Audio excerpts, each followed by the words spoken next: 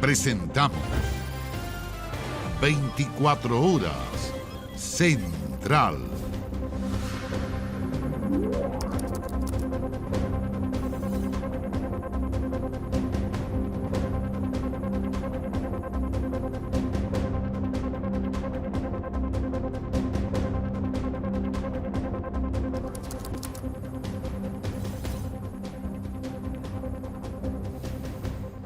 Muy buenas noches, bienvenidos, bienvenidas a las noticias. De forma extraordinaria, el gobierno convocó a una reunión de emergencia con los altos mandos policiales en La Moneda. Esto tras el ataque incendiario que dejó al menos 16 viviendas destruidas en Contulmo, en la región del Biobío. El atentado fue adjudicado por la agrupación Resistencia Mapuche Lafkenche. Sin embargo, el Ejecutivo enfatizó que no dialogará bajo amenazas. Sofía Carrizo tiene el informe. Viernes por la noche y un violento incendio arrasaba con todo a su paso en la ribera del lago Lanalhue, en la comuna de Contulmo, en la región del Biobío. Horas después, quedaban en evidencia las secuelas de tal descontrolado siniestro. En total, 16 viviendas y 2 camionetas consumidas por las llamas, las que habrían sido iniciadas por desconocidos, 40 aproximadamente los que también habrían amenazado a los pobladores. Siento un golpe fuerte, abro la puerta y empiezan los balazos. Muchos. Yo a lo menos vi a 2 personas que estaban con sus fusiles apuntándome. Era una balacera impresionante y llegaron como 10 personas que corrían para allá y me apuntaron con escopeta. Y salimos para allá, pues ya le habían prendido fuego a la cabaña, todo eso. Ataque incendiario que desencadenó que el gobierno citara de forma extraordinaria a las policías a una reunión de emergencia en La Moneda. El subsecretario del Interior anunció nuevas medidas para combatir la violencia en la macrozona sur, aunque desestimó el regreso al estado de excepción. Hemos tomado una serie de medidas y de acuerdos que van a regir de manera inmediata para seguir fortaleciendo las capacidades de la policía para un mandato que ningún gobierno puede abandonar: la seguridad pública. Es un territorio que ha sido muy complejo poder trabajar, pero obviamente siempre estamos buscando alguna estrategia, alguna táctica, focalizando y georreferenciando los lugares de manera a poder llevar un trabajo que es integral. La agrupación de resistencia Mapuche Lafkenche se atribuyó el ataque incendiario en Contulmo, lo que fue acompañado con un ultimátum al gobierno para acceder a beneficios para los que calificaron como presos políticos mapuches. El subsecretario del Interior recalcó que el Ejecutivo no actuará bajo amenaza. Nosotros nos tomamos en serio cualquier comunicado que coloque una amenaza sobre la seguridad de la población. No lo menospreciamos, lo tomamos en serio. Por eso hemos tenido un comité policial el día de hoy, justamente para tomar medidas que permitan anticipar las capacidades del Estado para proteger a la población. Por lo tanto, primero, decir, no dialogamos, no acordamos con quienes amenazan y hacen uso de la violencia. El ataque en Contulmo se produce antes de cumplirse una semana del fin del estado de excepción en la macrozona sur. El gobierno reiteró su postura de la no militarización y sí, de otorgar más recursos a las policías. Muchos levantan el estado de excepción como un modelo. El estado de excepción terminó, tuvo una vigencia de 165 días. No hay modelo perfecto para enfrentar el conflicto más severo que enfrenta la sociedad chilena hoy día. El querer levantar como un modelo perfecto, un modelo fracasado, me parece un profundo error. Postura que respaldan sectores políticos oficialistas que recalcaron la importancia del diálogo para superar el conflicto. El diálogo es necesario e imprescindible, pero no basta. También hay que hacer uso de la fuerza cuando corresponda. Por eso, sin estado de excepción, debe haber fórmulas alternativas eficaces. Creemos que es importante fortalecer la seguridad, la inteligencia, pero el estado de excepción no puede ser la norma para un conflicto que no es excepcional. Sin embargo, desde la oposición criticaron la estrategia del gobierno para enfrentar la violencia. Creo que ya basta de señales equivocadas, de estar por un lado indultando, retirando querellas, señalando y mirando de alguna manera romántica la violencia. Creo que de eso basta y deben hacerse cargo. No renovar el estado de excepción constitucional. Por otro lado, ir lo que ustedes llaman desmilitarizando la macrozona. ¿Y qué es lo que ha generado eso? Más destrucción, más ataques terroristas de manera permanente. Este lunes el gobierno dará a conocer si presentará acciones legales por los graves hechos de violencia que el pasado viernes golpearon a la comuna de Contulmo en la región del Biobío. Y esta tarde el presidente Gabriel Boric aterrizó en Argentina para dar inicio a su primera visita internacional. Mañana irá a la Casa Rosada para un encuentro privado con el presidente de ese país, Alberto Fernández, mientras que sus ministros sostendrán reuniones bilaterales con sus pares trasandinos. Tomamos contacto hasta ahora con Marian Basso desde Buenos Aires, Argentina, con más detalles de esta primera visita internacional del presidente Boric. Marian, buenas noches. Hola, muy buenas noches. ¿Cómo están? Poco antes de las 4 de la tarde, hora argentina, 3 de la tarde, hora chilena, el presidente de la República, Gabriel Boric Font, pisó suelo trasandino en lo que es su primera visita oficial de Estado a otro país, uno con el que tiene relaciones diplomáticas desde 1810 y también importantes relaciones económicas que serán tema de conversación en su encuentro con su par argentino, Alberto Fernández. Rumbo a Buenos Aires, el presidente de la República comentó a los medios de comunicación su agenda de este 4 y 5 de abril, un viaje antecedido por distintos episodios polémicos en estas 3 semanas de gobierno de Gabriel Boric. Uno de ellos, la designación de Bárbara Figueroa, militante del Partido Comunista, también expresidenta de la CUT, como embajadora de Chile en Argentina. Un premio de consuelo. Fue calificada esa designación por algunos en la oposición por que cuestionaron la idoneidad de Figueroa para realizar ese cargo. Dichos que fueron refutados inmediatamente por la canciller Antonia Urrejola en su momento. El otro episodio fue a fines de esta semana cuando la ministra del Interior, Isquia Siches, ofreció excusas por utilizar la palabra Gualmapu para referirse a la macrozona sur de nuestro país. Eso porque un exministro de Argentina y también un diputado cuestionaron su uso, señalando que esa zona también comprende territorio argentino. Señalaron incluso que se estaría realizando una intromisión en la soberanía nacional. Bueno, estos dichos fueron comentados justo antes de subirse a este vuelo por los presidentes tanto de la Cámara de Diputados como del Senado, que se refirieron justamente a esta situación. Escuchémoslo. Es una polémica artificial que ha sido, creo yo, agrandada injustificadamente. Y yo lo que haría más bien es terminar esa polémica, poner paños fríos y entender que acá en ningún caso, y así lo explicó la propia ministra y también la canciller, se ha querido poner en duda un cuestionamiento de la soberanía ni de Chile ni mucho menos de Argentina. Creo que efectivamente se genera una polémica un tanto artificial, porque la propia canciller señaló que la ministra de Interior utilizó este concepto por referencia con los grupos mapuche, con las comunidades, pero en absoluto existe una reivindicación territorial de Chile respecto del territorio argentino.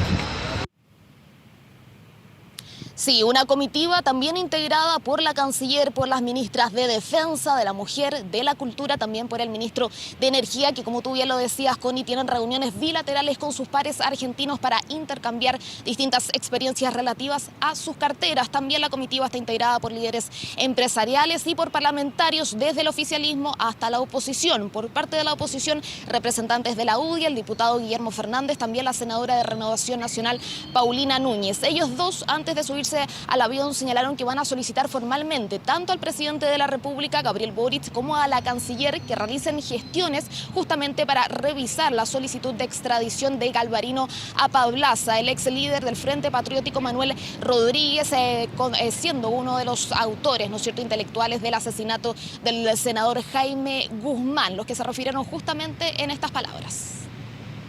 Es un tema de Estado, este no es un tema político. Es un tema del Poder Judicial y tanto el Poder Judicial chileno como el argentino han establecido que Galvarino Apablaza es culpable del asesinato de un senador en democracia y que por lo tanto debe venir a Chile a cumplir su condena. Primero, lo que sabemos es que hubo una solicitud formal el 2018 por parte de la Corte Suprema para extraditar a Apablaza y eso nosotros lo apoyamos.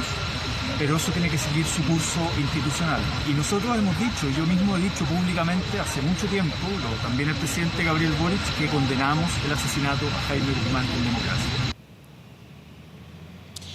Mañana, lunes 4 de abril, comienza oficialmente la agenda de actividades del presidente Gabriel Boric, una extensa agenda de actividades que comienza con el encuentro con el presidente Alberto Fernández, justamente en el monumento que se encuentra detrás mío, que es en el monumento de José de San Martín, ¿no es cierto?, justamente en el marco de la conmemoración de un nuevo abrazo de Maipú. Actividades que van a comenzar a las 8 de la mañana hora chilena, 9 de la mañana hora argentina. Ahora Este domingo el presidente Gabriel Boric, después de pisar suelo trasandino, tenía la tarde libre, no habían actividades oficiales, pero él se dirigió hasta una librería para comprar algunos libros. Señaló también que podría haber ido a visitar a algunos amigos, pero ya desde mañana entonces comienza la agenda oficial del presidente Gabriel Boric acá en la República de Argentina, una que se extiende hasta el martes 5 de abril, cuando ya en la tarde retorne a Chile.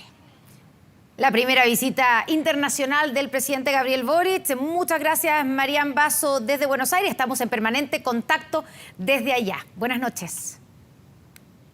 Buenas noches. Y vamos ahora a Ucrania, porque las autoridades de ese país han acusado a Rusia de haber protagonizado una brutal masacre en un barrio en las afueras de Kiev. El hecho ha causado conmoción mundial cuando la invasión se acerca a cumplir 40 días.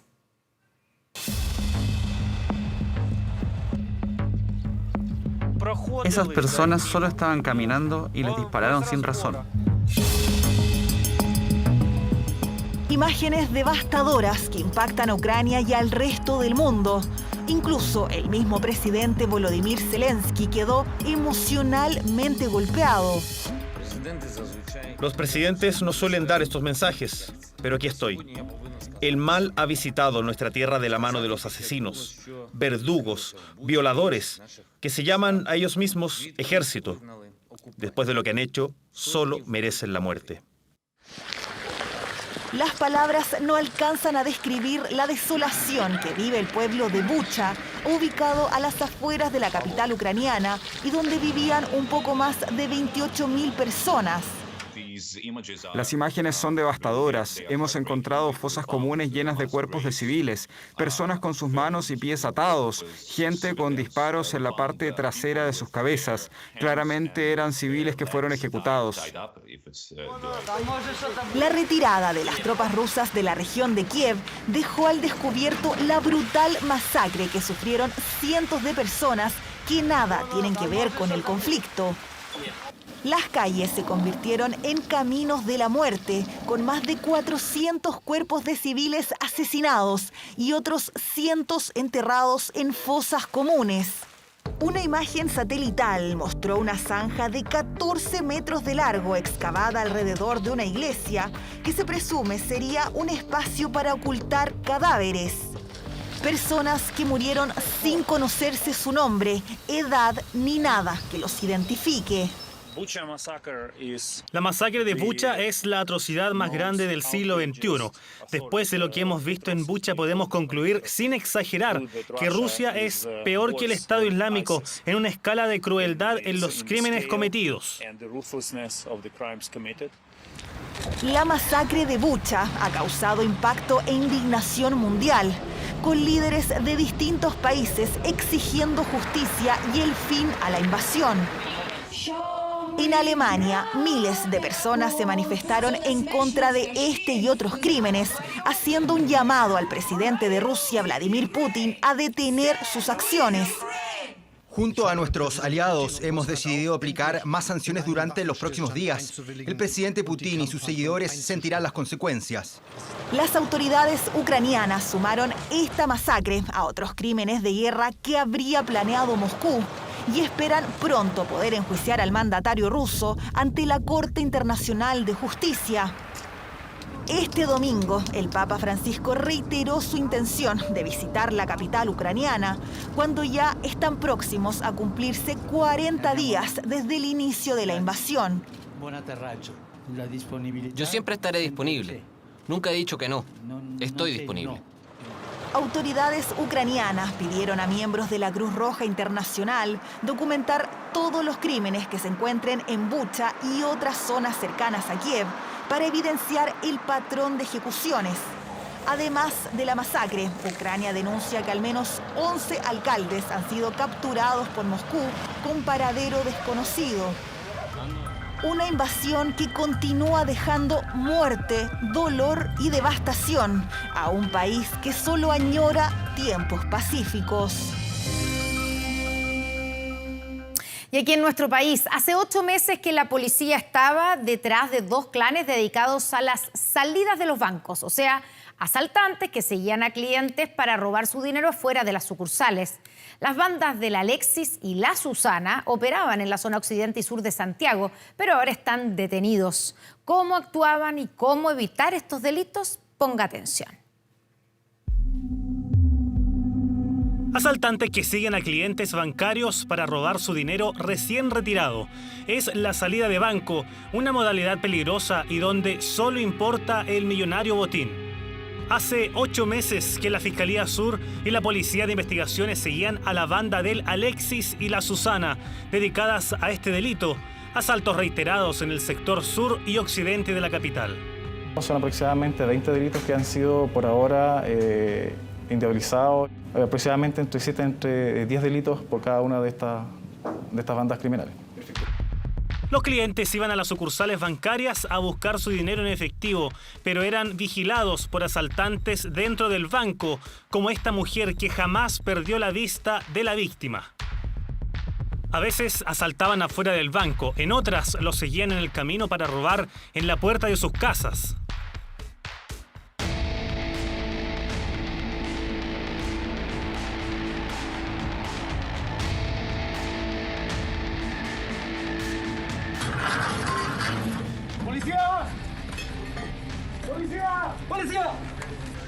Pero varios allanamientos terminaron con la detención de 11 delincuentes integrantes de estas dos bandas. Se logró la detención de esas personas, quienes fueron puestas a disposición de los tribunales de justicia, siendo formalizados por su participación en dichos hechos, quedando bajo la medida cautelar de prisión preventiva. Los líderes de las bandas captaban a otros asaltantes. Gran parte del día recorrían los bancos y observaban a las víctimas que sacaban altas sumas de dinero. Era común que estos utilicen tanto armas de fuego u otros elementos como cuchillos o elementos punzantes, con los cuales intimidaban o violentaban a las víctimas, donde incluso estas sufrían lesiones. Ruth es otra víctima de la delincuencia. Fue atacada por 4 desconocidos afuera de su casa en Isabel Riquelme. El método fue uno ya conocido en el mundo delictual. Le llaman salida de banco. Un caso que impactó a los vecinos de Maipú. Ruth Bocaneira fue asesinada en marzo del año pasado por asaltantes después de hacer un millonario giro de dinero desde un banco. Era peluquera, tenía 37 años, madre de 4 pequeños hijos. Se estima que solo en 2021 se registraron 407 de estos delitos en el país. La gran mayoría corresponde a robo con intimidación, robo con violencia e incluso robo con homicidio. No es descartable que se haga, como ya está demostrado, a personas de mediana edad, adultos mayores. El botín es el principal. Por eso, la prevención juega un papel importante a la hora de ir a un banco y retirar altos montos de dinero. Evitar ser marcados es la clave. Ya sean valevista u otros documentos electrónicos o bancarios. Pero de no ser posible, se recomienda que tratar de estar acompañado o dar aviso respecto a las entidades bancarias sobre el retiro que puedan ocurrir, sobre todo si son grandes sumas de dinero. Observar dentro del banco personas extrañas con movimientos extraños, el tiempo del dinero en efectivo en la mano, en el bolsillo, debe ser el menos tiempo posible. La banda del Alexis y la Susana. Varios de sus integrantes ya habían sido detenidos por delitos similares. Su reincidencia los dejó ahora en prisión.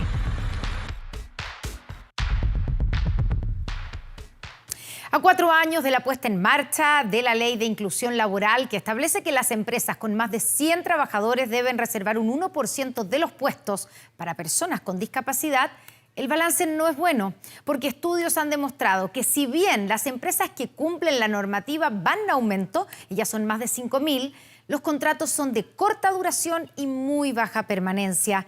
El llamado es acoger y darse el tiempo de enseñar.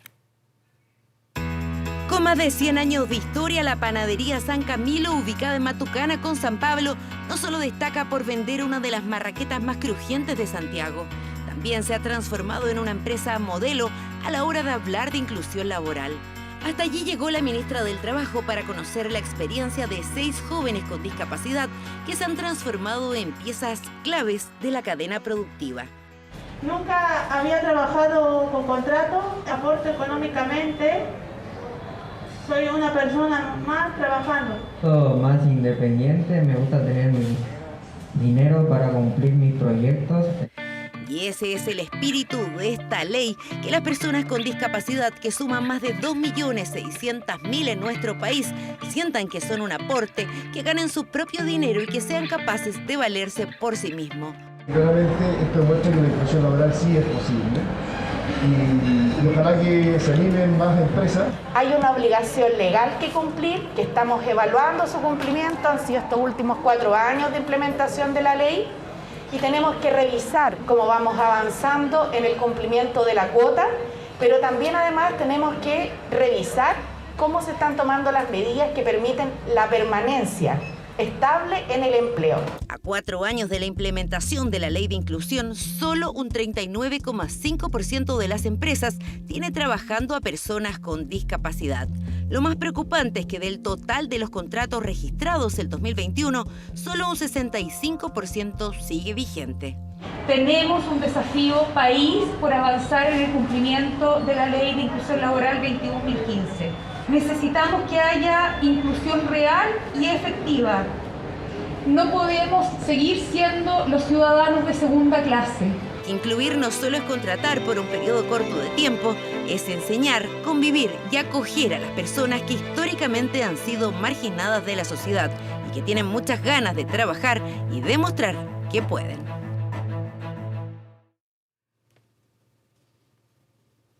¿Qué tal? Buenas noches, bienvenidos a 24 Horas Deportes. Sin duda ha sido un fin de semana especial, un fin de semana de luto, de dolor, de tristeza por la partida de Leonel Sánchez. ¿Qué tal, Sergio? Buenas noches. ¿Qué tal? Buenas noches. Claro, ayer muy temprano conocimos la noticia del fallecimiento a los 85 años de un héroe deportivo nacional, no solamente dentro de la cancha, afuera, muy sencillo, humilde, y por eso, Fernando, tantos homenajes con tanto cariño y sobre todo con tanto respeto en esta jornada. Ha sido una nueva jornada este domingo de despedidas, de homenajes, de presencia masiva de hinchas en el Gimnasio Popular de Recoleta, de históricos de la Universidad de Chile, y se prepara un último adiós masivo mañana en el Cementerio General.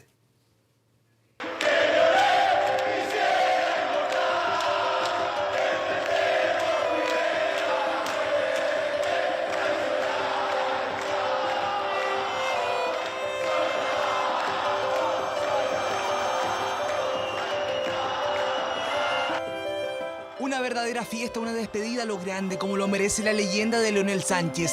Domingo de presencia masiva de hinchas azules y del fútbol chileno, que hicieron una larga fila para despedir al ídolo en su partida. Filmada por él, recién lo acaba de ver la hija, que es la letra de él. Es un bonito recuerdo que me lo llevo en mi corazón. Un gran ídolo, recuerdo mucho la década del 60, la participación en el Mundial, pero una gran persona, un crack y un ídolo. Mi hijo habló para una entrevista y fue muy amable con él. Entonces, para nosotros es una pérdida muy grande.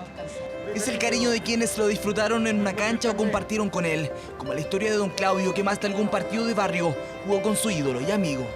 Triste por la partida de un gran amigo al que conocí de muy chico y todavía me emociono. Disculpe, pero todavía me emociono porque seguí toda la carrera de él.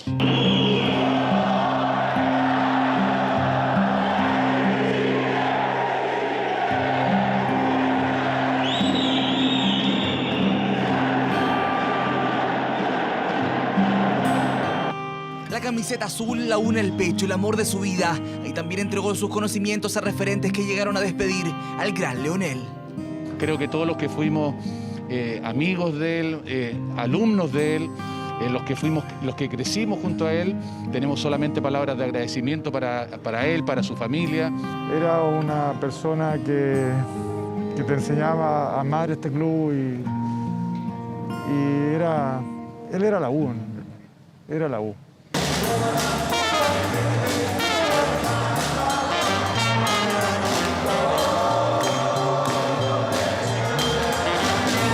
No podía estar fuera de este homenaje, el himno del Mundial de 1962. También adornó una jornada llena de emociones en Recoleta, canción que siempre emocionó a Leonel. Lo pongo aquí y calladito cuando están allá hecho todo, lo pongo fuerte a todo. ¿Con esta canción? Con esta canción.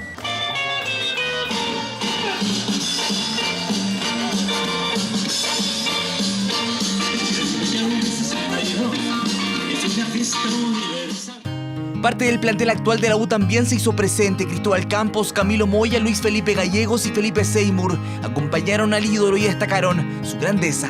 Siempre me sorprendió el amor que le tenía a Universidad de Chile. Como él te lo decía, yo amo la camiseta azul y eso por muchas generaciones se ha ido transmitiendo. Miles de hinchas o simplemente personas que ven en la figura de Leonel Sánchez un fútbol que ya no existe, el del respeto, el del cariño por el escudo y sobre todo un gigante que ahora se convierte en una leyenda. Ha sido llamativa y notoria la ausencia de los dirigentes de Azul Azul, de los actuales dirigentes de la Universidad de Chile. Y claro, probablemente la U de hoy es muy distinta a la U que conoció y terminó amando Leonel Sánchez. Ha ido un ídolo, pero ha nacido la leyenda. Sergio, mañana van a haber muchísimas actividades en sus exequias. Claro, mañana hay una misa y después al mediodía va a ser su funeral, la despedida de un grande, de Leonel Sánchez. Y aún así se llevó a cabo la fecha del fútbol chileno, que seguramente Leonel de alguna forma vio, sobre todo el clásico universitario. Te invito a ver lo que fue el resumen de esta fecha, la octava del fútbol chileno. Bueno, tenemos que meternos, por supuesto, lo que es la fiesta del fútbol y un clásico universitario en el Estadio San Carlos de Apoquindo, que lo gana la Católica 2-1. Colo-Colo es el puntero. Esto es lo que arroja la octava fecha del campeonato, Sergio.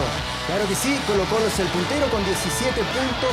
Es el equipo más goleador con 18 tantos. La valla menos batida con 4 unidades. Pero primero vamos a ver el compacto de este clásico universitario con este bochornoso minuto de silencio que después vamos a ahondar un poco más, Fernando, con lo que fue este papelón de la hinchada cruzada. Absolutamente una minoría, hay que decirlo, pero no por ello menos grave y criticable. Han habido referentes importantes, incluso de la Católica, que piden sanciones por la actitud de este grupo de la barra de la Católica, que quiso ser más importante de lo que realmente es. Y acá están las acciones, con una Católica que aprovecha claramente los errores defensivos de la U en el primer tiempo. Sí, tuvo un mejor primer tiempo, muy débil la U en la primera fracción, luego cambió un poco en el segundo tiempo con algunos cambios de algunos canteranos juveniles que están pidiendo cancha, están pidiendo camiseta. Ahí está Fernando Sampedri, uno de los goleadores del torneo con seis goles, bien digo, cabezazo. Grun pierde la marca de manera increíble. Y no le puedes dejar ese espacio a Fernando Sampedri y Paulucci, que celebraba de esa forma. Y este es un horror defensivo. Josema Carrasco, el defensa boliviano, sin mirar, entrega o intenta entregar el pase a su portero, a Galíndez, que está muy vivo para aprovechar esa oportunidad. Gonzalo Tapia en el minuto 31 y darle un 2-0 a la Católica. A esa altura parecía que venía una goleada a favor de los cruzados, porque estaba haciendo una triste presentación de la U en el Estadio San Carlos de Apoquindo. Y la Católica volcada, aprovechando por supuesto los errores de su rival, pero también con una actitud distinta en relación a lo que venía mostrando. Recordemos que la Católica venía de 4 derrotas consecutivas. Sí, con Paulucci muy pero muy criticado. Miren, terminado el primer tiempo, el minuto 43, tal vez esta fue la única jugada de peligro que se generó en la primera fracción. El equipo de Escobar, ahí está Jason Vargas, que para mí fue de lo mejorcito que tuvo la U en todo el partido. Ahí está el colombiano, que sigue muy cuestionado en la banca azul. Y vendría la arremetida en el segundo tiempo con algunas modificaciones. La U apostando a los jugadores de casa. Están ahí. ¿Por qué no juegan? Es la pregunta que se hace hoy el hincha de la Universidad de Chile. Hay que rescatar, sí, la figura de Sebastián Pérez. Ojo, veíamos ahí un remate notable. La reacción del arquero de la Católica. Y acá está el descuento de la U. Sí, muy buen ingreso de Asadi, de Darío Osorio, que justamente anota este golazo con una pared. Se junta ahí con Ronnie Fernández. Es muy, pero muy bueno Darío Osorio, ya lo ha venido mostrando. 2 goles en este semestre y 2 en los clásicos, uno en Colo-Colo a principio de año y ahora frente a la Universidad Católica. En un principio se pensaba que estaba fuera de juego, pero luego ahí la tecnología ayudó a los jueces. Alguna buena que les quede a los árbitros con la tecnología. y se daba como válido este gol y de ahí en más la U como pudo, empujando, trataba de igualar la Pudo haber el partido. empatado, si no es por la actuación notable, ¿no? Decía yo, del arquero de la Católica. Fíjate, Sergio, que yo creo que si es que la imagen hubiese sido distinta o se hubiese repetido lo que mostró la U en el primer tiempo, con una derrota, creo que hoy Santiago Escobar ya no sería el técnico de la U. Este segundo aire que tuvo en la segunda mitad probablemente le da un margen más al técnico colombiano. La acción de Israel Poblete y la actuación de Sebastián Pérez una vez más. Sí, ahí está. El partido terminaba 2-1. Paulucci, que respira un poco aliviado, como decía Fernando, venía de 4 derrotas muy dolorosas, que lo tenía muy cuestionado en la banca cruzada, lo mismo que Escobar. Era un partido donde el que ganaba sacaba cuentas alegres, sin lugar a dudas, no solamente por los 3 puntos, una cosa anímica también. Bueno, y revisamos el polémico minuto de silencio en el Clásico Universitario, que es muy importante escuchar.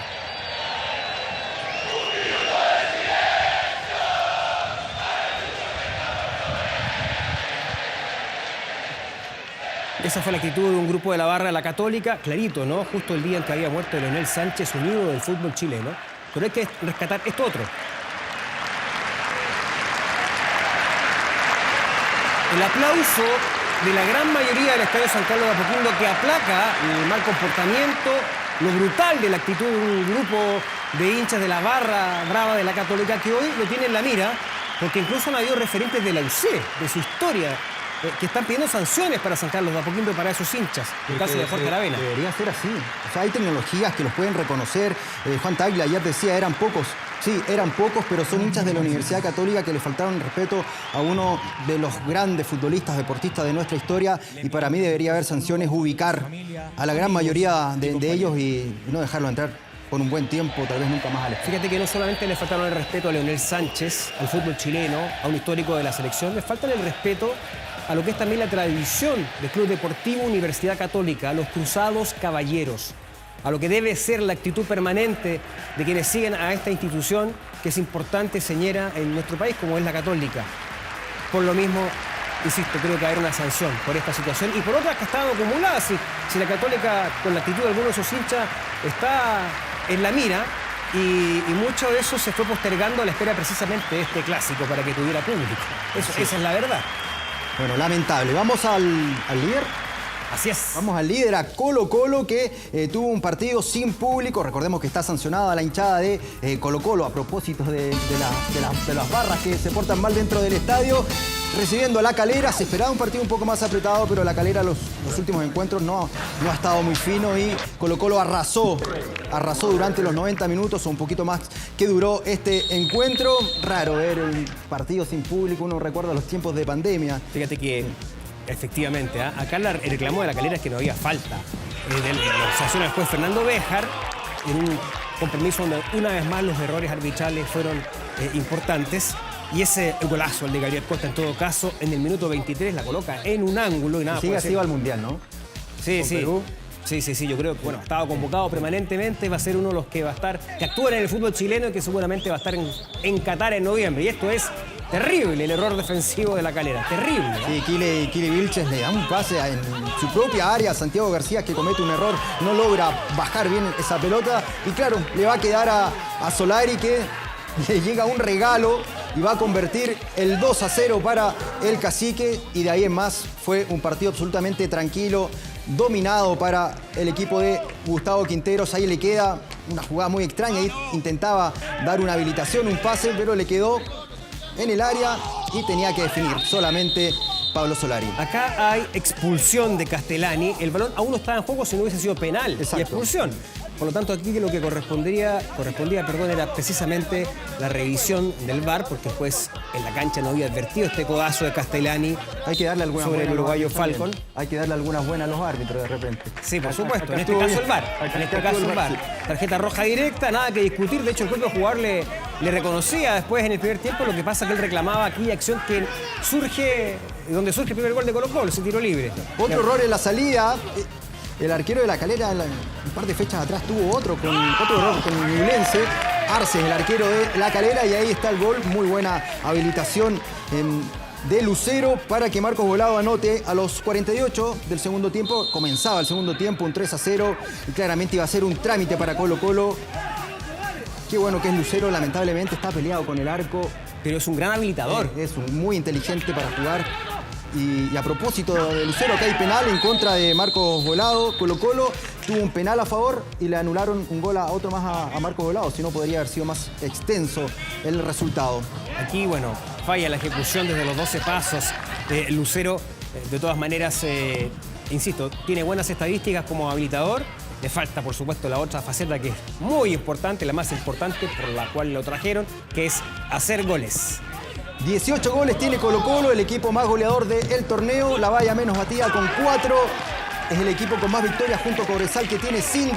Y ahí está los números de Colo-Colo, que lo tiene como líder del torneo. Marcos Volados a los 87 cuando terminaba el partido. El remate era de Zavala, que de a poco va sumando minutos, el ex jugador de los Potros de Melipilla. Y ahí está Volados. Y termina nomás Fernando, la victoria del líder del fútbol chileno. Fíjate que en los últimos 4 partidos Colo-Colo ha marcado 14 goles y solo le han anotado 1. O sea, es que la estadística es realmente muy buena en esta parte del campeonato. Todo surge y todo parte tras el clásico frente a la Universidad de Chile. Hasta ahí habían dudas con Quinteros y ahí en más comenzó a ganar Colo-Colo y agarró la punta en esta jornada. Sí, ahora viene la Copa Libertadores. El día jueves visita a Brasil, a Fortaleza. Católica juega prácticamente a quemarropa de Requena. Victoria del equipo de Mario Salas. Miren, le da una mano sin querer a Colo-Colo, el comandante, que muchos hinchas no lo recuerdan de buena manera en el Monumental. Seguimos revisando los partidos de esta octava fecha del campeonato. Por cierto que la Unión Española, que venía de una derrota frente a la U, hizo cambios. Por ejemplo, no estaba Miguel Pinto, estaba Mejías en el arco, porque cometió muchos errores frente a la U. No jugó Gonzalo Espinosa de titular. Y bueno, y llega la victoria frente al Audax Italiano con este golazo de Bastián Yáñez. Se juntan los talentosos de la Unión, jugador informado en casa. El pase de Víctor Felipe Méndez y el muy buen zurdazo, para hacer honor a Leonel, de Bastián Yáñez. Debutaba JJ Rivera en el banco de Audax Italiano. Una de las cuentas favorables, Fernando, de lo que ha sido esta semana de selección que se pudo el repechaje, que están saliendo valores jóvenes. Tapia, los 2 de la U, Yáñez también. De a poco van surgiendo nuevos jugadores. Ojalá que llegue al mando un buen técnico que los vaya tomando y enmendando el rumbo de la Roja. Ahí está el problema, no hay que equivocarse con los entrenadores. Homenaje para el gran Leonel en el estadio Nelson Oyarzún de Chillán para el empate 1-1 entre el conjunto local ñublense y Antofagasta. Acá el Chiqui Cordero por la izquierda y este son errores. Sí, bueno, aquí quiso, me imagino, frenar el balón, no calculó bien. Daniel Vega, es obviamente un acto involuntario.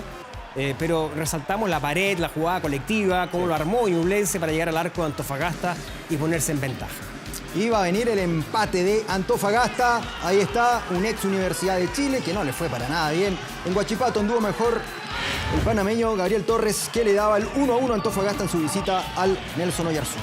Y O'Higgins le gana a Coquimbo 2-1 en el Teniente de Rancagua. Gran pase de Fabián Ormazábal y gran definición también de Facundo Castro para el 1-0 de O'Higgins.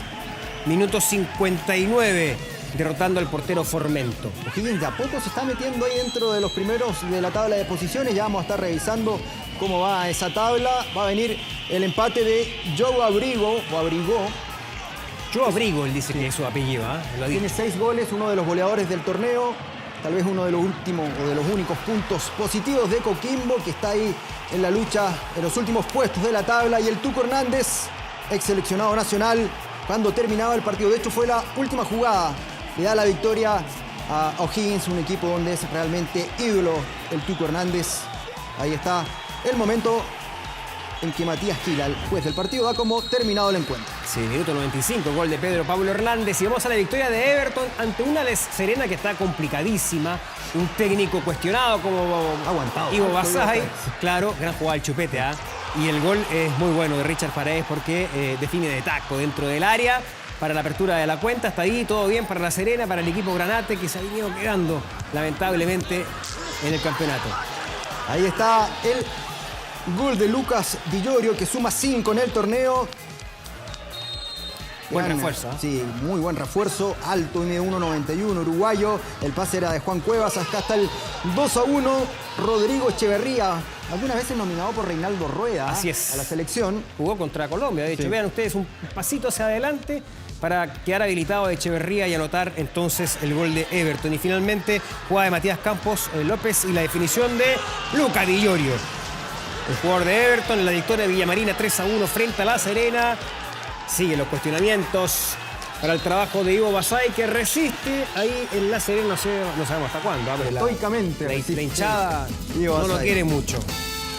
Bueno, yo les decía que vamos a revisar la tabla de posiciones. Fernando, ahí está el líder, 17 puntos tiene Colo-Colo. Uno más abajo aparece Cobresal, Ñublense con 15, la Unión Española y O'Higgins con 14. Mira, del 1 al 5 está muy apretada la tabla de posiciones. Y más abajo también con muy buen puntaje Everton con 13, Católica con 12, Curicó que juega mañana con Palestino, 11 unidades. Y la U, mira, en el 9º lugar con 10 puntos. Ahí están los primeros 9 de la tabla de posiciones, Fernando. Claro que sí, 10º Huachipato con 10 también, 11º Palestino con 9.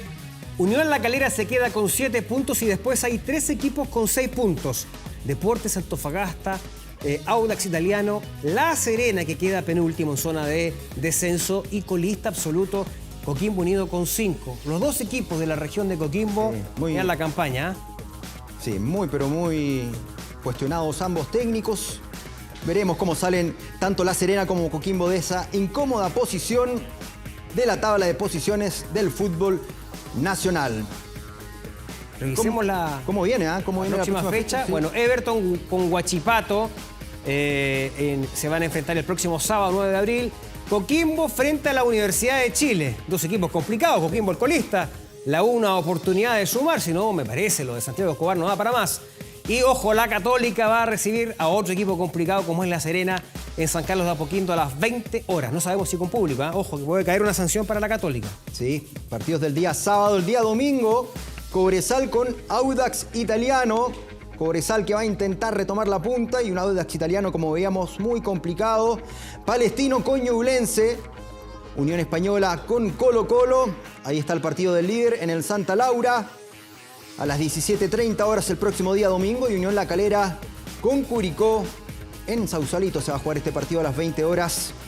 La programación que da a conocer la ANFP. Así que así está la fecha. Y por último, el duelo de Antofagasta ante O'Higgins en el Calvo y Bascuñán para el día, ¿no es cierto?, sábado, dice ahí. Bueno, a las 12, es lunes, para el cierre de la fecha. Una buena fecha. Tiene sábado 30 de abril. Es una fecha muy extraña que seguramente ahí la ANFP va a informar porque se juega ese partido. Sí. Bueno, vamos al fútbol internacional. El Inter le gana el Clásico de Italia 1-0 a la Juventus. Un partido, que se definió en un penal con mucha historia. Muy extraño, sí. ¿No es cierto? Ahí está el juez del partido, Massimiliano Irrati, que cobra ese penal. Lo ataja Szczesny, el arquero polaco de la Juve, y el turco Karanoglu, que convierte, pero el juez cobra, no sé si cobra falta. Después le queda dando vuelta a la situación. Sí. Corrige con el VAR. Nuevamente el arquero. Vamos a repetirlo. Dice. Bueno, todo un enredo. Repitámoslo, dijo. Sí. No nos enredemos con esto. Y Çalhanoğlu, ¿no es cierto?, anota la única cifra del partido en el minuto 47, con lo cual el Inter se mantiene tercero con 63 puntos. Vidal jugó algunos minutos, ingresó. Más ganador, extranjero. Extranjero con más partidos dirigiendo en la Liga de España. Y también era más ganadora, porque esta es la victoria número de Betis. La maquinita del ingeniero. Y el Barcelona que está viviendo una nueva etapa. Sí, y de la mano de sus jugadores formados en la cantera, en la Masía. Y ven el gol de Pedri. Golazo. Un golazo. Prepara el remate, engancha, busca el claro, como se dice, y le da el triunfo sobre el Sevilla en esta fecha 30. El Barcelona, que ya está segundo en la tabla, muy lejos del Madrid, pero va a estar en Champions. Eso es lo importante. Perdió mucho tiempo con Ronald Koeman en principio del torneo. Así que ahí está el fútbol Inter. Vamos rápidamente. ¿Qué pasó en nuestro país? El local, vamos a hablar de Rally Móvil, por supuesto. Jorge Martínez y su navegante Alberto Álvarez conquistaron el Rally Móvil Bío Bío, la primera fecha de la competencia Motorsport en 2022. Fue transmisión el día de hoy de TVN. El piloto penquista y el trasandino fueron amplios dominadores de la primera fecha de la competencia Motorsport más importante del país. Y pese a no ganar la etapa final, terminaron celebrando. El podio lo completaron Emilio Fernández en segundo puesto y Pedro Heller, que fue tercero. La segunda fecha será entre el 6 y 8 de mayo. Extraordinario, por supuesto. Y tenemos una tremenda noticia, además, que entregar y tiene que ver con una chilena que hace historia en el básquetbol de Estados Unidos. Hablamos de Fernando Valle, que se coronó campeona en Estados Unidos en ese país junto a su equipo, el Montverde Academy, tras derrotar por 61-57 a New Hope en la final del torneo escolar básquetbol Heiko Championship. En la instancia, la nacional de 18 años fue la figura de su cuadra y anotó 21 puntos para darle el título a su equipo. Ahora Valle dará el paso al básquetbol universitario, defendiendo a la Xavier University. Así es que espectacular lo de Valle, una mujer chilena que triunfa, nada menos que del básquetbol de los Estados Unidos. Siempre es bueno destacar a los nacionales que nos representan en deportes de alto rendimiento como el básquet, y acá en Estados Unidos toda la suerte de cara a su futuro. Para esta deportista nacional, Fernando Tapia, despedimos este bloque. Mañana un día importante, con mucho respeto, mañana se despedirá al gran Leonel Sánchez. Así es, el día de la despedida de un ídolo, pero ha nacido a partir de ayer una leyenda para el fútbol chileno. Que estén muy bien, buenas noches. Chao.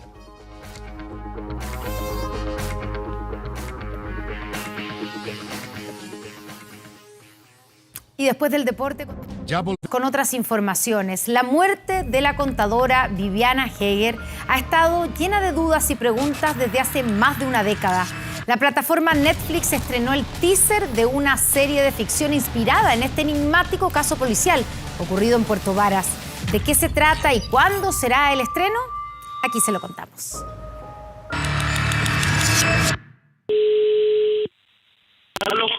Aló, don Jaime. Sí.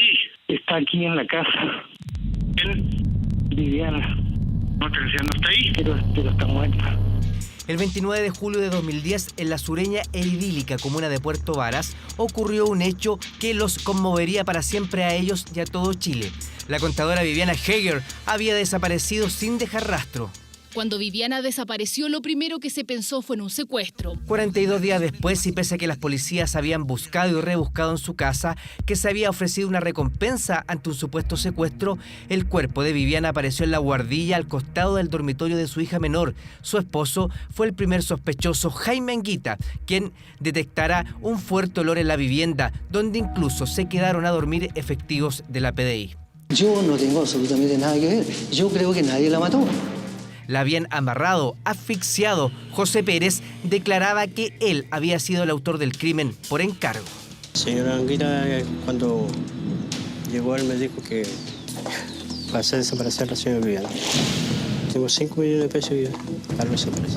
El caso llegó a tribunales y finalmente la justicia determinó que José Pérez la había asesinado cuando iba a entrar a robar a la casa y no se pudo acreditar que Anguita hubiese tenido nexos con el autor. El tribunal ha decidido absolver al acusado Jaime Edgardo Anguita Medel. Detectives sumariados por errores en la investigación, el cuerpo de Viviana exhumado, el abogado que dejó la defensa de Anguita y una hija que siempre creyó férreamente en la inocencia de su padre. Todo eso tuvo este caso. Cuando decidáis acusar a alguien de asesinato, tenéis que tener mucho cuidado. Estos antecedentes y a juicio de muchos todas estas inconsistencias motivaron al periodista Rodrigo Fluxá a publicar el libro ¿Usted sabe quién? Es pasarle al lector toda la información que tuvieron al frente de los jueces y información que incluso no tuvieron al frente de los jueces para que ellos puedan llegar a una convicción propia. Hola. Fluxá es uno de los guionistas de la primera serie de Netflix basada en una historia chilena. La serie de ficción se llama 42 días en la oscuridad, dirigida por Claudia Huenquimilla y Gaspar Antillo, producida por Fábula de los hermanos Juan de Dios y Pablo Larraín. La serie, inspirada en el caso Heger, comienza con la desaparición de una mujer llamada Verónica. Contará con las actrices Aline Kuppenheim, Claudia de Girolamo, los actores Paulo Macaya y Daniel Alcaíno, entre otros. Lo que sí yo me imaginaba que probablemente se pudiera hacer una historia real y verídica que se haga cargo de lo que hay en los hechos, en la investigación, en el juicio. Las hijas del matrimonio Anguita Heger criticaron la serie en una columna del diario El Yanquihue, argumentando que habría sido bueno que se acercaran a ellas y no haberse enterado por la prensa, que eran momentos dolorosos en sus vidas y que de la serie esperaban lo peor. Y mi primera pregunta como fiscal haciéndome cargo de una investigación es, ¿tenemos certeza de que el cuerpo no está en la casa? Y se me señaló, sí, se lo doy por firmado. Jaime Anguita desde su liberación volvió a vivir al Parque Stoker y esta fue la última declaración pública. Porque todo lo que he dicho yo en algún momento ha sido malinterpretado. Un caso enigmático lleno de dudas sobre una mujer que fue buscada intensamente por 42 días, pero que nunca salió de su casa, que fue encontrada muerta en una buhardilla. Esa adaptación en esta serie de ficción es la primera producción chilena para la plataforma Netflix y se estrenará el próximo 11 de mayo. Ya volvemos con 24 horas Central. Estamos de vuelta en las noticias. Vecinos protestaron en el Cerro Bellavista de Valparaíso. Denuncian que el ascensor Espíritu Santo lleva varios años sin funcionar. Bueno, de hecho, solo 5 de los 17 ascensores del puerto están operativos, mientras las nuevas autoridades del MOP, del Ministerio de Obras Públicas, aún no tienen una fecha de reposición estimada. Calcule cómo bajar las escalas, calcule bajando en declive, me voy de punta. Mire, para que no crea que es mentira, porque se me doblan y me caigo. Aquí tengo 8 clavos. Les duelen las piernas, dicen estar cansadas de subir y bajar las escaleras todos los días o de pagar un taxi que las acerque hasta el plan. Estas porteñas son vecinas de toda la vida del Cerro Bellavista en Valparaíso. Llevan años esperando el funcionamiento del ascensor Espíritu Santo. Yo vivo casi 40 años aquí, he estado soportando. ¿Cuántos años ya que no tenemos ascensor? Molestia que desde la comunidad señalan se habría gatillado tras enterarse de un nuevo retraso en la entrega del ascensor. Hoy comentan, simplemente no hay bolsillo ni rodillas que aguanten. Esperaban con ansias la reapertura del transporte, que desde 1911 ha sido un aliado indispensable para movilizarse. En marzo los tenían que haber entregado el ascensor. No ocurrió y los cambiaron el plazo ahora para el 1 de junio. Perfectamente nos pueden decir, oye, ¿sabe qué nos pasó XX? Y vamos a terminar que el fin de año, el próximo año. Íconos emblemáticos de Valparaíso. Los ascensores han sido más de alguna vez objeto de discusión para las autoridades. De los 17 que hay, solo 5 municipales están funcionando. El 2012 el gobierno firmó la compra de 9 funiculares como promesa de restauración a un legado bicentenario, pero ninguno está operando. A fines del año pasado incluso, la Contraloría solicitó la restitución de más de 600 millones de pesos tras detectar irregularidades en los pagos de obras de los ascensores Monjas y Villaseca. El ministro de Obras Públicas es porteño. Él sabe, no hay que explicarle el valor que tienen los ascensores para Valparaíso. Él lo sabe, lo conoce. Es por eso que pedimos que se haga un momento en su agenda de trabajo. Desde el Ministerio de Obras Públicas, las nuevas autoridades confirmaron el retraso e indicaron que esperan solucionar la situación cuanto antes. Sin embargo, a pocas semanas de finalizar el gobierno anterior, dichas autoridades habían adelantado que durante el primer semestre de 2022 se repararían el ascensor Cordillera, Espíritu Santo y Concepción, mientras que en 2023 deberían comenzar los trabajos de los ascensores Florida y Mariposas, todo a casi una década desde su adquisición por parte del Estado. Estamos viendo 24 horas Central. Estamos de vuelta en las noticias y ya son las 22 horas, así es que les recordamos que a partir de este momento Televisión Nacional de Chile está autorizada a transmitir programas para mayores de 18 años. Hace 50 años se construyó el edificio que hoy acoge al Centro Cultural GAM, Gabriela Mistral, y la torre elevada que está a su espalda, una epopeya que se gestó en la Unidad Popular en un tiempo récord de 275 días de construcción, que luego se convirtió en casa de gobierno para la dictadura y regresó al mundo de la cultura en el nuevo milenio. Franco Ferreira nos cuenta su historia. Esta podría ser la voz de uno de esos estrechos colaboradores que hacían la guardia al presidente Allende. Si lo andaba acompañando en todos lados cuando venía, era como un gap chico. Pero Marco era un obrero, uno entre los 1700 que en el año 71 levantaban a toda máquina, a pedido del gobierno, un edificio enorme en el centro de la capital. No había la más remota posibilidad de decirle al presidente que esto era difícil, porque te habría echado a patar. Y es que el presidente anunció en mayo del 71 que Chile acogería la tercera Conferencia Mundial de Comercio y Desarrollo de las Naciones Unidas, la UNCTAD. Así que el edificio, para albergar a más de 3.000 invitados, debía estar listo en menos de un año. ¿Quién se haría cargo de esa tarea? Pobre del que le caiga esa teja, pensó entonces el arquitecto Miguel Launer. Jamás pensé que la teja me iba a caer a mí. Solo había que hacerlo, y se hizo en 275 días. Además los sueldos eran buenos, pues, como ayudante el sueldo de ahora serían 700 lucas. Vino a visitarlo y los trabajadores le dijeron, bueno, presidente, los tijerales. Allende vaciló un instante y dijo, muy bien, pero con una condición. Ustedes vienen con sus compañeras.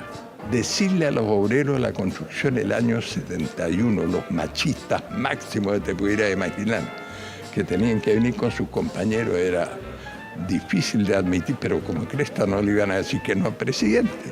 La estructura uno la ve hoy y podría no llamar mucho la atención entre tanto coloso arquitectónico que ya suma Santiago, pero en su momento era única, llena de arte también, y hasta un enorme tapiz elaborado por bordadoras de Isla Negra, el que se mantendría ahí al pasar a ser el centro metropolitano Gabriela Mistral una vez terminada la UNCTAD.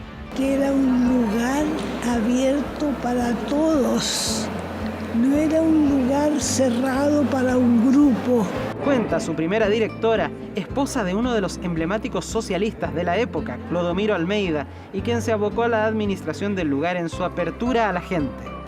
Ese sentimiento de lograr lo mejor para todo el país. Todo, hasta que el golpe de Estado a poco andar, el 73, haría desaparecer muchas de sus obras, entre otras el telar de las bordadoras de Isla Negra, y apagaría las luces de esa naciente historia para convertirlo, tras el bombardeo a La Moneda, en la nueva Casa de Gobierno, ni más ni menos. No, fue terrible. Imágenes icónicas de este gobierno de facto se producían allí, en el rebautizado edificio Diego Portales, que también serviría de escenario para multitudinarias puestas en escena, como la recepción a Pinochet, tras su fallida visita a Filipinas, donde se le negó el ingreso en 1980. Y su salón de plenario escucharía en octubre del 88 el histórico desenlace de un plebiscito en el que Chile decía no a la extensión de esa dictadura. Hice gestiones para que fuera restituido, pero no hubo caso. Irónicamente, sería una nueva crisis, en este caso la de un severo incendio en su estructura en 2006, la que abriría una puerta para reencontrar la identidad que inicialmente daba sentido al edificio. Contribuyó a recuperar el edificio para la ciudadanía de Chile. Construyendo una historia que hoy puede visitar cualquier persona a través del sitio UNCTAD 360, que invita a conocer cómo fue ese lugar hace 50 años y transportando a la emoción de los recuerdos más bellos. Y provocan un vuelco en el corazón tremendo de reencontrarse. Con la reivindicación del arte y el trabajo de aquella época puesto en valor, con el regreso del mismo telar refaccionado que las tejedoras de Isla Negra hicieran hace medio siglo, para planear con energía todo lo que aún tiene por ofrecer el GAM. Si uno lo ve, seríamos el ave fénix, porque como se destruyó y ahora se está levantando de nuevo, el arte y la cultura tienen que renacer. A partir de la historia grande que este edificio ha escrito desde su inauguración hace exactos 50 años. Crónicas del domingo. Los fármacos regidos por la ley de drogas, psicotrópicos y estupefacientes se han convertido en una nueva droga cada vez más apetecida y que se vende sin freno en el comercio ambulante. La venta callejera incluso ha llegado a convertirse en algunas ocasiones en un eslabón de redes de narcos, también cada vez más extensas. En paralelo, hay farmacias que ignoran las normas sanitarias y venden otros medicamentos al por mayor y sin receta médica que van directo a las calles. Josefa Bustos con esta crónica del domingo. Hoy, la venta ilegal de medicamentos, farmacias que burlan normas sanitarias vendiendo al por mayor y sin receta. Y ambulantes que comercializan sin ningún control fármacos psicotrópicos. ¿Qué es tramadol? Tenemos un fondito. Sí. Venga, 1.000 pesos la pastilla. ¿Tengo tarjeta? Esto no es un juego, esto es mi libertad también, la libertad azul.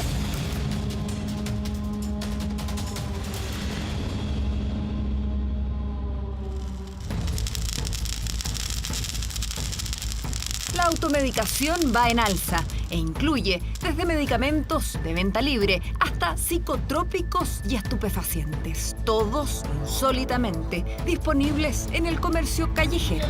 ¿Cómo está? 2000. Recorremos distintos puntos de la capital. La calle podría ser la puerta de entrada a este mundo. ¿A cuánto tenía el Cefalmin? 1500 pesos. ¿Para la migraña eso, no? Para cefalea. ¿Y ahí el migranal a cuánto está? 1002 igual, cualquiera de los dos. A simple vista no hay psicotrópicos ni estupefacientes, que son fármacos regidos por la ley de drogas. Pero otros medicamentos que debieran venderse bajo prescripción médica abundan. La pregunta es cómo llegaron aquí. Vamos a La Pintana. Me encargaron omeprazol, losartán. Tenemos información que en la farmacia Gabriela sería posible comprar fármacos sin la requerida receta. Probamos con un ejercicio periodístico. Ahí está.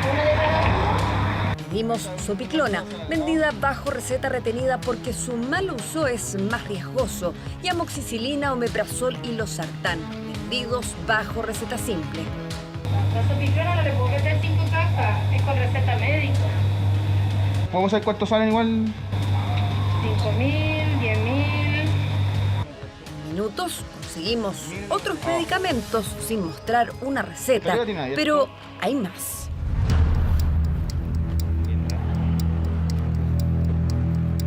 Su historial en la venta irregular de fármacos incluye 3 prohibiciones de funcionamiento desde el 2014 por falta de químico farmacéutico. Esta vez, la fiscalización arroja que aquí el farmacéutico no registra anotaciones desde el 2020. La farmacia quedó con prohibición de funcionamiento. Está el farmacéutico, pero además se asocia a esta venta al por mayor ilegal de medicamentos que compran a nombre de esta farmacia. Detectan boletas por casi 3.000 medicamentos por más de 2.380.000 pesos. Pero sus conexiones son mucho más intrincadas. La investigación guía hasta una bodega en La Granja. Son 10.000 kilos que decomisamos de una farmacia que no tenía autorización sanitaria en La Granja, que tenía abastecimiento de una farmacia que sí tenía autorización sanitaria en La Pintana. ¿Qué cree usted que podría estar pasando en este caso? ¿Podrían ser estas farmacias abastecedoras de pequeños comerciantes irregulares que están vendiendo medicamentos en la calle? No me cabe duda que puede estar pasando eso. Detectan 100.000 dosis de fármacos utilizables como droga. Este es solo el desenlace en Santiago de la llamada Operación Fuego Cruzado, una investigación de alta complejidad que nos llevará hasta el norte del país. Ya sabemos cómo se mueve parte del negocio, uno que prolifera por toda la capital. Solo en el 2021 se incautan en la calle y ferias libres más de 800.000 cápsulas de remedios que tienen que comercializarse con receta simple o retenida. Aquí también vienen a abastecerse. ¿Usted sabe si acá venden por mayor los medicamentos? Se venden lo que tengan. ¿Se venden las ferias? Si yo tengo un kiosco, entonces yo vendo ¿cachai? Igual te conviene vender la tira, porque depende de lo que te salga el producto que comprís, ¿cachai? Yo subo ante el paracetamol, lo vendo por unidad. Intentamos comprar. Mire, necesito 3 omeprazol, necesito 3 sertralina, 5 amoxicilina. Le pedimos 5 cajas de antibióticos, 3 de antidepresivos, antiulcerosos y antihipertensivos. La venta de todos ellos exige una receta donde debe indicarse la dosis que necesita el paciente. Una receta que no presentamos ni nos piden. La receta médica tiene un sentido, que hay un control médico y que hay un tratamiento médico. Cuando las personas le están vendiendo 10 cajas, 20 cajas, claramente eso hace sospechar de que esto se puede desviar a un comercio ilegal de medicamentos. Si una farmacia vende esa cantidad de cajas, claramente está vendiendo con otro incentivo que no es la salud de las personas. No conseguimos psicotrópicos, pero de todos modos esta farmacia incurre en faltas a la normativa sanitaria.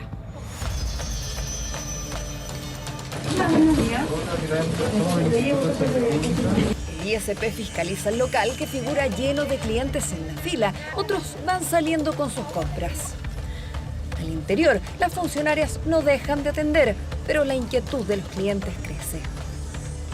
Compramos cloro, lo que pasa es que la distribuidora a veces tiene precios más caros. Conviene comprar acá.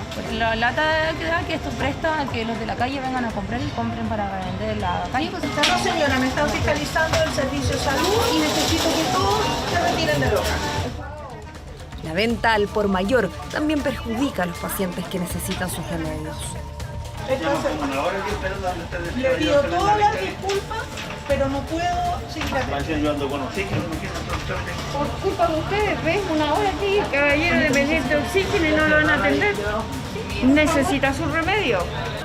Televisión Nacional. Por favor, le pido que se retiren, voy a bajar la cortina. ¿Por qué vendían al por mayor, vendían sin receta? ¿Qué parte no voy a bajar la cortina no entiende?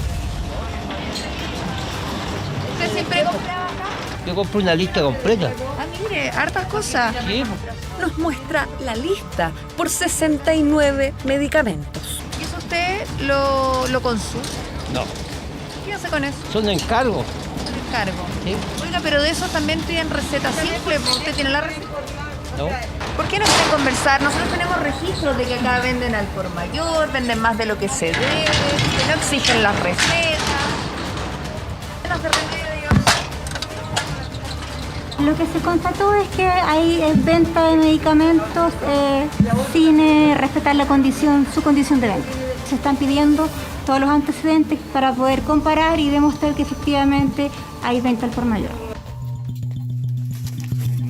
Así está la bodega de la farmacia Marsil 2. Aquí verifican las malas condiciones de infraestructura y almacenamiento. Deciden callar, pero la farmacia de igual modo queda cerrada. Las faltas a la norma sanitaria no están permitidas. Distinto es lo que pasa en la calle. ¿A cuánto lo tienes? 5 la tira. A simple vista, en el perímetro entre San Alfonso y Ristagle y entre Alameda y Sacié hay a lo menos 12 puntos de venta ilegal de psicotrópicos. ¿Clona tenés? Sí. ¿A cuánto? 6 lucas la tira, 2 por 10. Otros se cuidan más y usan como pantalla los medicamentos más comunes. Aunque estos remedios tampoco se pueden vender en la calle, hacerlo tiene menos consecuencias. ¿Tienes tramadol? ¿A cuánto tienes? ¿Me lo puedes mostrar por ti? Tenemos escondido los que Sí. ¿Y clonazepam? ¿Tienes? No tienes, solo tramadol. Ketiapina, Sobriclona, Sony. Los fármacos con estrella los mantienen ocultos. Los rige la ley de drogas y su uso malicioso está penado. Alprazolam. ¿Y ese a cuánto lo tienes? 5.000. ¿Me lo puedes mostrar? Saca el psicotrópico que oculta entre su ropa interior. Por favor. ¿Y este a cuánto lo tienes? 5.000. ¿Tramadol tienes? Tengo otro en pastilla. Cualquiera de los dos me En sirve. pastilla tengo. A 2.000. ¿Tienes clonazepam? Sí. ¿A cuánto? A 6 el blister de 10. Más barato que en todos lados. ¿Clonazepam tienes? No. ¿Y alguno parecido? Topiclona y esta es el más parecido a la que te apinta. Asombra el supuesto conocimiento farmacéutico que aparentan para un negocio que cuenta hasta con facilidades de pago. ¿Tienes clona? Venga, 1.000 pesos la pastilla. Ya, sí. Ya. ¿Y aquí hay cajero cerca como para ir a sacar plata? Tengo una tarjeta, si acaso sí. Ya. La venta de medicamentos, de fármacos por canales informales, como por ejemplo las ferias libres, el comercio ambulante, es completa y totalmente ilegal. Es un delito tipificado en el Código Penal. Por norma, todos los medicamentos que no se comercialicen en un establecimiento autorizado se identifican como falsificados, ya que no cumplen las condiciones de almacenamiento. Puede pasar dos cosas, que el medicamento no me haga nada, o, por otro lado, que el medicamento me haga algún daño, porque al degradarse el medicamento me puedo enfermar, me puedo morir. La persona que te lo está dando no sabe mucho o no sabe necesariamente las consecuencias que puede tener. La prohibición de funcionamiento de la farmacia Gabriela es solo una de las piezas de una investigación que desbarata una red de traficantes. Nos encontramos con una dinámica de tráfico de drogas que es de aquellos intermediarios entre el gran traficante y el microtraficante, que son justamente aquellas dinámicas en que la droga se protege con armas de fuego y resultan más casos de violencia asociados al tráfico de drogas. Narcos que usan las mismas tácticas para traficar drogas, ahora con los psicotrópicos y estupefacientes. Según Fiscalía, cada vez más apetecidos. Si bien encontramos grandes cantidades de clorhidrato de cocaína, grandes cantidades de marihuana y de pasta base de cocaína, en particular llamaba potentemente la atención que existían personas dedicadas al expendio de tramadol y clonazepam. La Fiscalía establece que la farmacia Gabriela en La Pintana surtía a otra clandestina y a una bodega en La Granja. Desde allí enviaban cargamentos de psicotrópicos y estupefacientes. Este aprovisionamiento venían de cajas que se transportaban en empresas dedicadas justamente al flete. La droga venía de Santiago, llegaba a Caldera y en Caldera se vendía al menudeo. 100.000 dosis son incautadas. Van 4 condenados, pero según Fiscalía habría más involucrados aún sin ubicar. Buscamos a los socios de las farmacias y la bodega, pero no están en sus direcciones registradas. Vecinos nos advierten que al menos uno de ellos habría abandonado el país. ¿Podría estarse repitiendo esta misma realidad en las calles de la capital? ¿Cómo se explican estas imágenes? Eso es gravísimo y está a nivel más macro. Son mafias armadas que compran en grandes cantidades y que luego las distribuyen en la feria de manera que aborden a mayor cantidad de gente. Un nuevo dato indica que en otras farmacias de Recoleta podrían abastecerse de psicotrópicos los vendedores ambulantes. Aquí suele haber filas y clientes que hacen grandes compras. Sospechoso. Una ex trabajadora nos indica cómo. Recuerda que las chicas trabajan con propinas. Eso hicimos. En la fila hay 4 a 5 personas, 2 con carros, al interior otras 6. Hola, mi niña, ¿cómo estás? Oye, tengo hartas cositas, toda esta lista, por favor. ¿Cómo?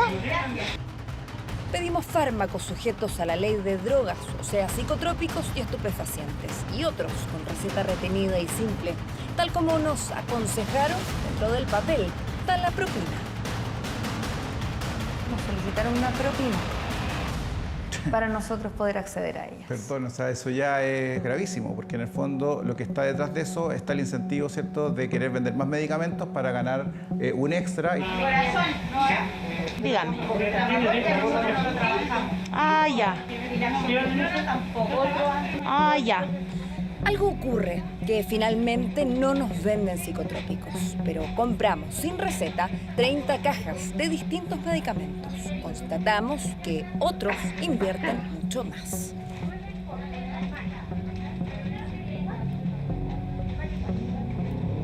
El ISP también tiene a la farmacia Marsil 1 en la mira por un decomiso de medicamentos realizado antes. Constatan que operan sin químico farmacéutico hace más de un año, además de un sobrestock en bodegas. Queda en acta que la farmacia Marsil 1 vende al por mayor y opera como abastecedor del comercio ilegal en ferias libres. Se prohíbe su funcionamiento. No, pero no quebrar nada. No. ¿Por qué les clausuraron las farmacias? Vamos al estacionamiento.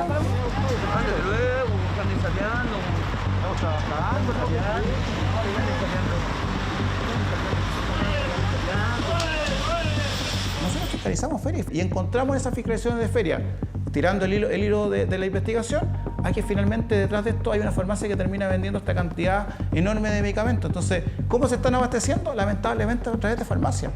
Todo indica que los puntos de venta se multiplican. Buscamos a los jefes. Lo que pasa es que estos ya son mafias, mi amor. Esto no es un juego, esto es mi libertad también, la libertad suya. Hola, Marisela. Ella. Hola. y no habrá otro lugar como para ponernos a trabajar. No. Ahí al frente hay otro niño en el medio. Marisela desconfía y nos evita, pero sabemos que es la jefa de al menos 2 puestos. En ambos, la cantidad de fármacos a la vista es enorme. El niño de allá, pero tú sabes si le da pega como para trabajarle. Pregúntele, dijo a él que tiene que preguntarle porque él trabaja en la mesa de remedio.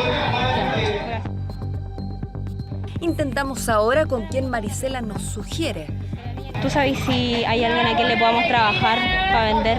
Pero para los fines de semana. Me sirve igual. ¿Tienes experiencia trabajando en la calle? Sí. Yo te paso un cuaderno con todas las listas de los precios y ahí tú más o menos tienes que ambientarte. ¿Diclofenaco te preguntan? 1.000 pesos, mi amor. Y para que te aprendan los precios. ¿Y cuánto pagáis? Depende, estoy de 20 a 25. Hoy mismo te Ya, bacán. En eso quedamos y en la tarde nos escribe. Hola mami, mi hermano le va a hablar. Él maneja bien los horarios. Hablamos para ver si empiezas este sábado. Ya estamos dentro del negocio, pero no concretamos por los riesgos. Esta es una actividad ilegal que no solo hay que perseguir, sino que hay que sancionar. Es particular preocupación de la Subsecretaría del Interior el comercio ambulante, porque cuando hay medicamentos significa que además hay contrabando y que por lo tanto hay organizaciones criminales detrás de esa actividad. Comercio ilegal de medicamentos y psicotrópicos que opera en distintos puntos de la capital con total descaro, sin que hasta ahora ninguna autoridad haya podido frenar su avance. Ya enviamos todos los antecedentes de esta investigación periodística al Ministerio Público para que indague y esta realidad no se repita.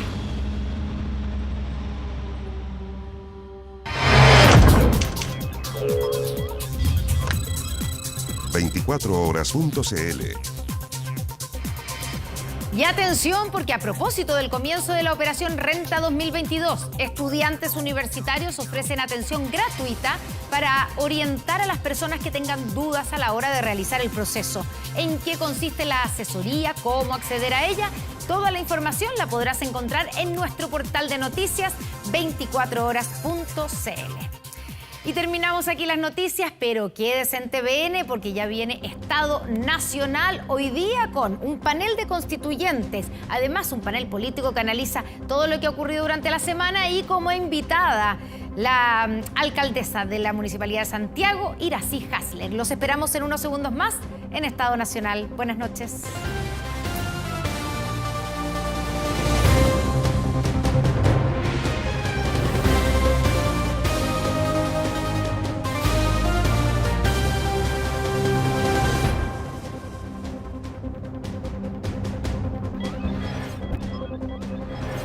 Con el auspicio de Break Inmobiliario, Claro Empresas, Decolovers, Say Yes a San Young y Autopia.cl hemos presentado 24 Horas Central.